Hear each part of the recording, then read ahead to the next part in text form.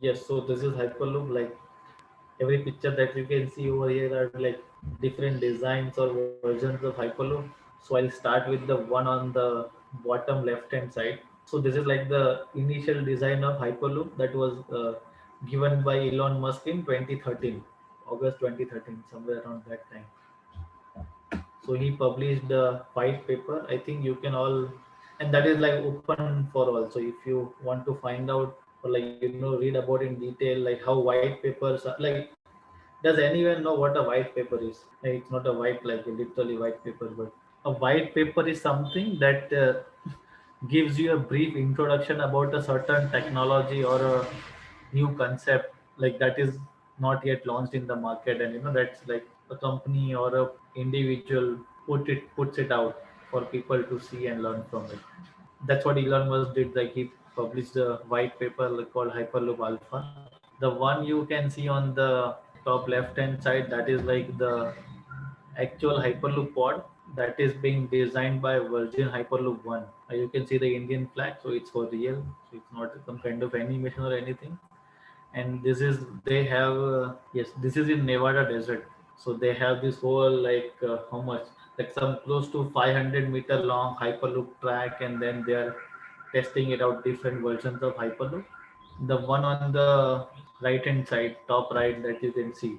So this is like a cargo, like a cargo thing. That's why Hyperloop can be used for transporting people as well as cargo.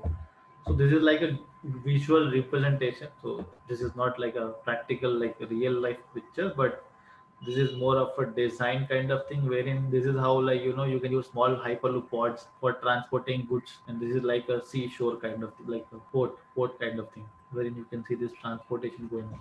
And the one at the bottom right, you can see, so this is like you can see like it can go to speeds of 595 miles per hour, that is like close to 1000 kilometers per hour, and things of that kind. So it's like, so what is Hyperloop? Like I think you guys must have watched the videos and everything. So this is like just a comparison, like cheap as road, reliable as rail, fast as aircraft. This is what kind of a thing about Hyperloop is, and traveling at speeds greater than aircraft with the frequency of metro train. So this is just like your trains going in, but at a very fast speeds.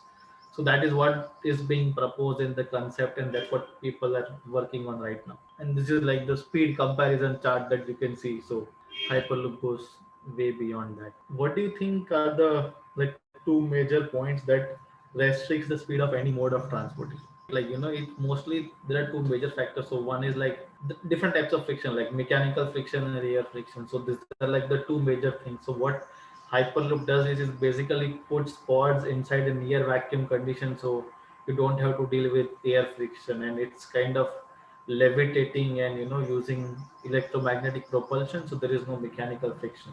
But there is one friction that still is present in Hyperloop. So like what are the different technologies used in Hyperloop, like how it is propelled, how it is levitated.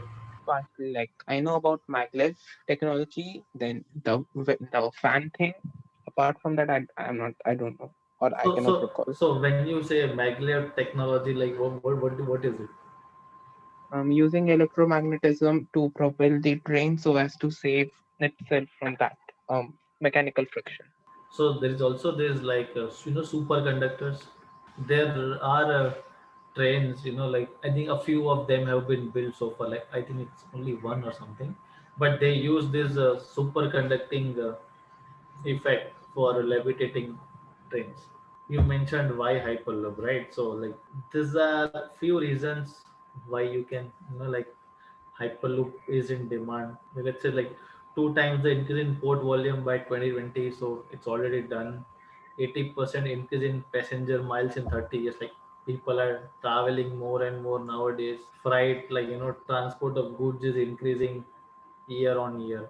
Like to cater all those needs, you need a new mode of transportation. Like because the existing modes of transportation have come to a saturation point. Like there is nothing like people have went to great lengths to modify. Let's say for example the normal cars that you see, right? They're like the fuel cars that uses this petrol and diesel. So this combustion engines and everything, they are like, they have reached their mechanical limit. Even if you want to improve their efficiency, it's like they do the increase in efficiency by point, like 0.1%, 0.2%, 0.5% or something of that kind. There is no like drastic, like let's say it can't become 10% more efficient or 20% more efficient that way.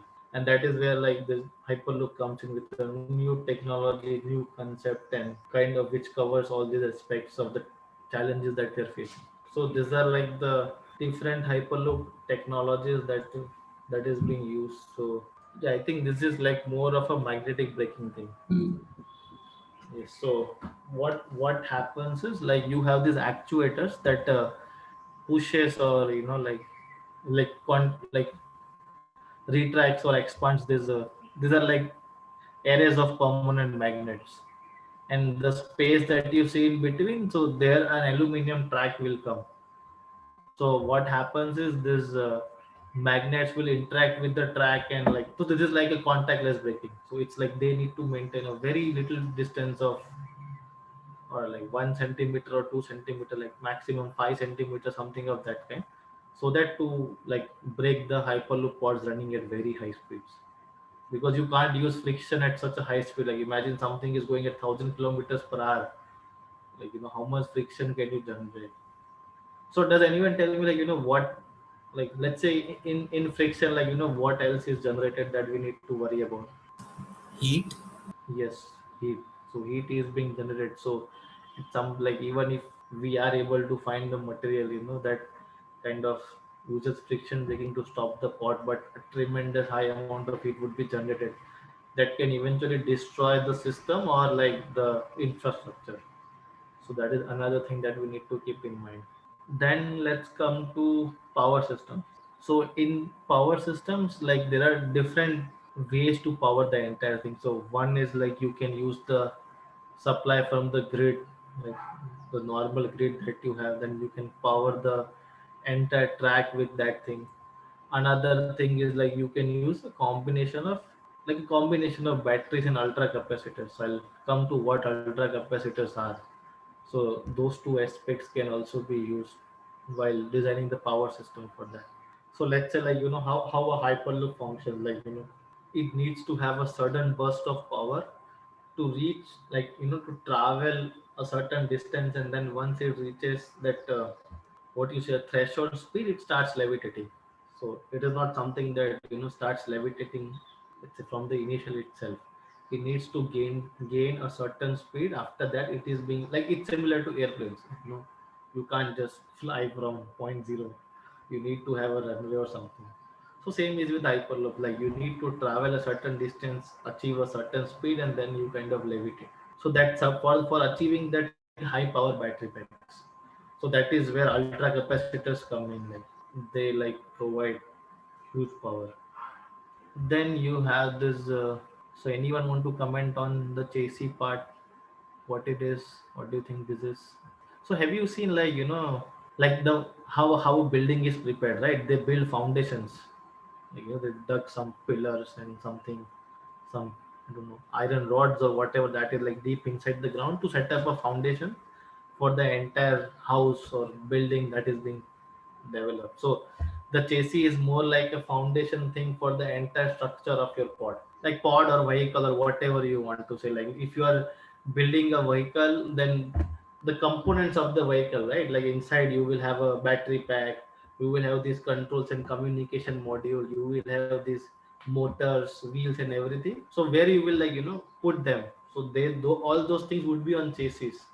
So it's like chassis serves as the foundation for placing different components of pod or vehicle, whatever it is, upon that. So that is what this chassis is designed for. Yes, so here you can see DSLIM, that is like a double-sided linear induction motor. So do you know the like the Faraday's principle of electromagnetic induction? Yes, it is related to electromotive force. So so what happens in like this linear induction motor? Okay, you can see, like if you can see my, so this change in magnetic flux will produce a force. So that is what eventually moves the pod forward. Top level concept of what a linear induction motor is all about. So that is how this thing is being propelled. So once you give it a Like the changing electric field induces a changing electric flux inside this aluminum track, which in turn provides a propulsive force in the forward direction. Yes. So is Hyperloop the future of logistics or technology or like transportation in general? So as Shubh had doubts, you know, Achintya, everyone. So these are the four challenges that Hyperloop faces. Like every upcoming technology faces challenges. You can see thermal expansion is a big challenge. The tube itself should be designed in such a manner that it's not like it stays nearby straight. It's not like misaligned or anything, because the tubes will have joints. Like you can't have like 100-meter long pipe. So there will be like some 6-meter long pipes assembled together. There is a good chances of expansion taking place. That is like a major challenge out there. Another thing is vacuum, like maintaining the vacuum inside the hyperloop tube. That is one another challenge. So do you know how do they perform these nuclear experiments? The God particles are they perform all these experiments, right? So they do in a highly vacuumized condition. Like, they have like tubes running like some few kilometers. They're like completely vacuum, and in which they perform these experiments or like nuclear fission and those kind of things. Yeah. So so the thing is that much level of vacuum is achievable, but of course like it requires certain safety measurements and a great ton of accuracy, like great deal of accuracy is required to come up with those things. So that is another challenge with hyperloop. The other part is like the scale of the hyperloop, like like the larger the tracks, the larger the distance, the more the possibility of like having misalignment or maintaining that constant near vacuum pressure inside the tube. So that's also a big challenge that we have. And another thing is like hyperloop requires a near straight path.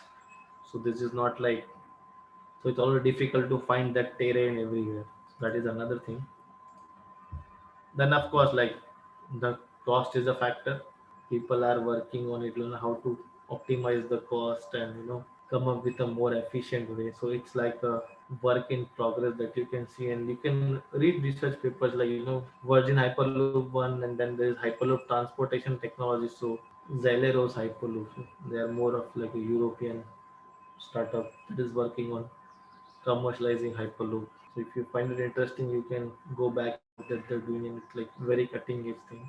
Was a great session. My favorite part was at least was where you were explaining the various components that go into making a hyperloop. That was like my favorite.